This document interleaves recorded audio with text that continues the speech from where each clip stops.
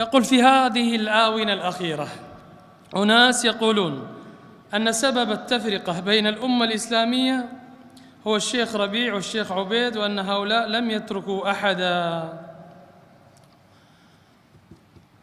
أيها الإخوة، كل إنسان نعرفه من ثماره ونتاجه، كل مخلوق، كل إنسان نعرفه من ثماره ونتاجه. علماء الأمة اليوم ما شاء الله يعني بكثرة. الشيخ ربيع بن هادي المدخلي والشيخ عبيد، هؤلاء من مشايخ أهل السنة والجماعة، كتبهم متوفرة وصوتياتهم موجودة وأشرطتهم موجودة. اذهبوا أنتم عقلاء، اذهبوا واسمعوا واقرأوا واحكموا بما يقولون وإلى ماذا يدعون وماذا يريدون. لا يدعون إلا إلى السنة الصحيحة، ولا يدعون إلا لمنهج النبي صلى الله عليه وسلم وصحابته الكرام. هؤلاء العلماء وخصوصا الشيخ ربيع والشيخ عبيد من كبار علماء الأمة اليوم، أعمارهم تصل إلى 80 و90، بل هم قد زكوا من أغلب العلماء الميتين والمعاصرين.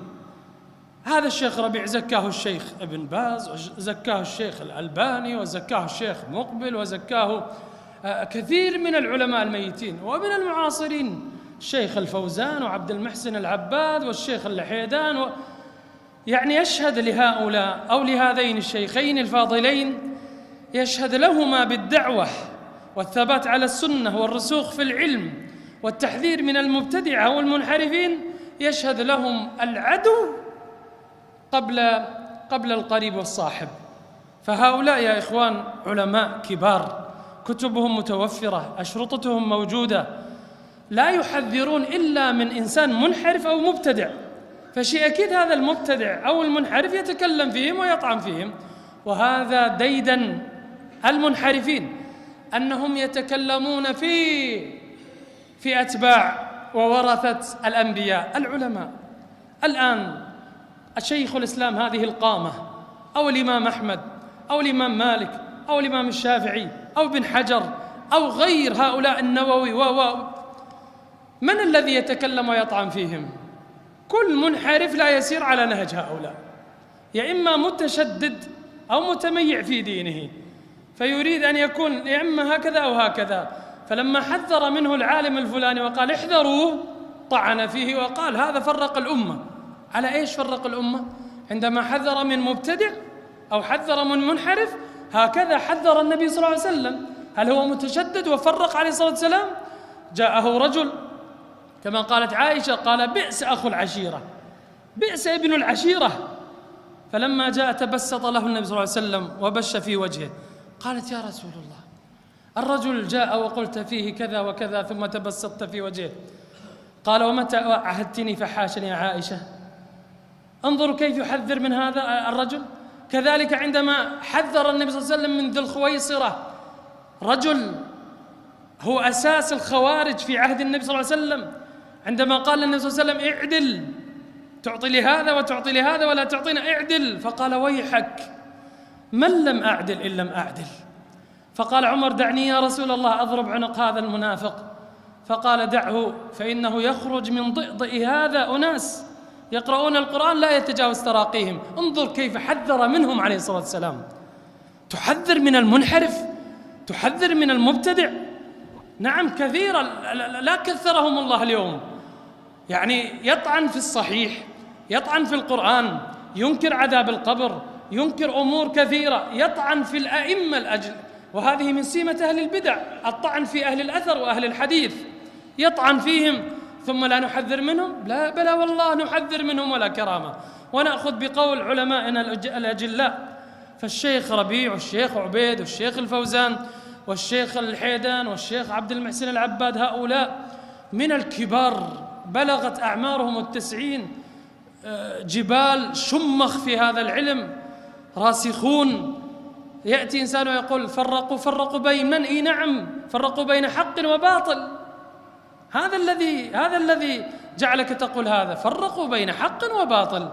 أما يفرقون بين الأمة تريدون أن نجمع الأمة، نجمع الصوفي مع المعتزلي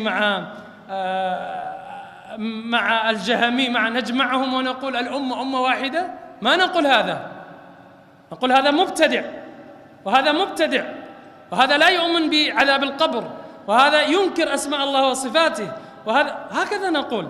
كذلك الذي ينحرف في أصل من أصول أهل السنة أو في جزء من عقيدة أهل السنة قد اتفقوا عليها ثم لا نحذر منه، بل لا نحذر منه. فالرجل الشيخ ربيع حفظه الله تعالى والشيخ عبيد لا يخافون في الله لومة لائم، يتكلمون في كل من وقعت منه مخالفة لهدي النبي صلى الله عليه وسلم.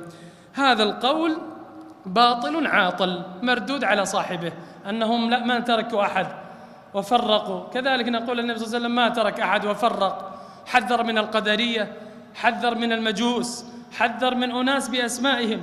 كذلك حذر الإمام أحمد. هذا الإمام أحمد إمام أهل السنة والجماعة ما اختلف فيه اثنين، يقول يسألونه عن الحسين الكرابيسي فيقول لا تكلموه ولا تكلموا من يكلمه. الله أكبر، لأنه انحرف، لأنه ابتدع، وهو من طلبة الشافعي ومن نقلة علم الشافعي، لأنه جاء بانحرافات ما عهدها السلف.